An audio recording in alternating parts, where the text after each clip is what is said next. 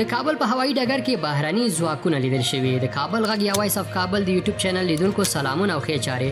د بشپړ راپور لپاره د دې ویډیو تر پایه راسره اوسئ. بي بي سي دری راپور ورکړی چې کابل هوایي ډګر کې د قطري ځواکونو د تمریناتو ویډیو موندلې. ویل کېږي چې یاد ځواکونه د قطر د فني کارکونکو د امنیت ساتنې لپاره هوایي ډګر کې میشت شوي دي. بي بي سي یو ویډیو ترلاسه کړی چې د کابل په نړیوال هوایي ډګر کې د قطري امنیتي ځواکونه ښیي.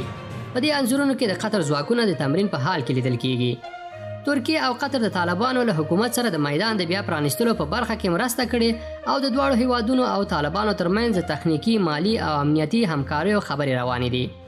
د کابل په هوایي ډګر کې د قطر د امنیتي ځواکونو حضور په داسې حال کې کېږي چې طالبانو تر دې وړاندې د افغانستان د هوایي حرم د خوندي کولو لپاره د بهرانیو ځواکونو له هر ډول حضور سره سخت مخالفت کړی و.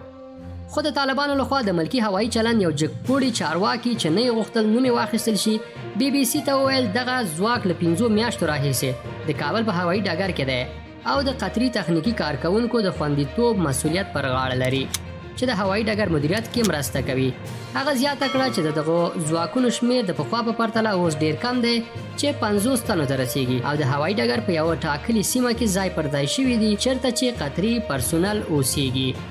ګرانو لیدونکو، له دې چې د دې ویډیو تر پایه راسره وئ مننه کوم. د نورو تازه او کره خبرونو او معلوماتو لپاره د کابل غږ چینل سبسکرایب او خپل نظریات د همدې ویډیو په کومنټ کې له موږ سره شریک کړئ.